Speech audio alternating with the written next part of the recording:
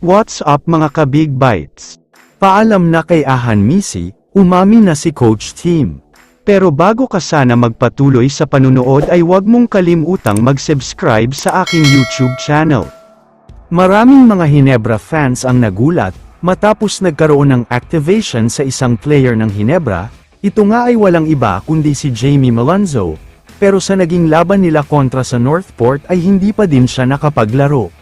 Ang mas nakakagulat pa dito ay wala pa rin talagang sign na maglalaro siya. Nakasuot man ng jersey uniform pero nasa dulo ng bench, kaya mukhang wala pa talaga siyang balak maglaro at hindi pa talaga siya okay.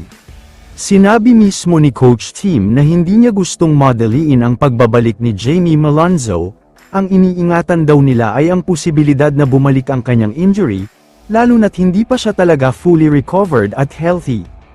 Inactivate siya para muling maramdaman ang intensity ng laro at maunawaan ang bagong sistema ng koponan.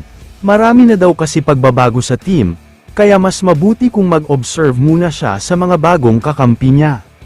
Ang mabigat sa balitang ito ay dahil sa pagbabalik ni Jamie Malonzo, may mga star player ng Hinebra na posibleng mawala. Ayon sa ulat, kay Jamie daw iikot ang sistema ng laro kasama si Scottie, JB, at super rookie na si RJ Abarientos. Isa sa mga pangalan na malaki ang posibilidad na bibitawan ay si Maverick Ahan Misi. Kung mapapansin, paliit ng paliit ang kanyang playing time, at unti-unti na rin bumababa ang kanyang puntos para sa Hinebra. Ito na rin daw ang senyales na magbabawas ng guards ang Hinebra, dahil sobrang dami na nila sa roster. Sa pagbabalik ni Malonzo ay may kailangang magsakripisyo, lalo na't hindi magiging epektibo ang small ball sa bagong sistema.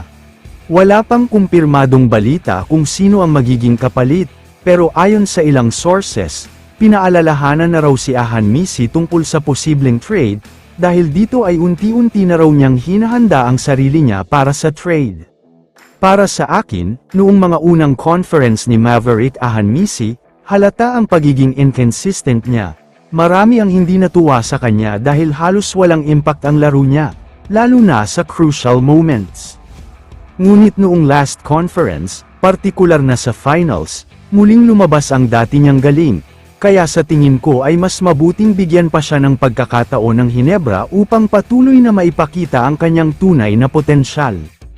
Kaya naman kung kayo ang tatanungin, ano ang masasabi niyo kay Ahan Misi? I-comment mo naman ang opinyon mo tungkol sa tanong na ito. Dito na muna nagtatapos ang video na ito. Maraming salamat sa panunood mga ka-Big Bites. God bless sa inyong lahat.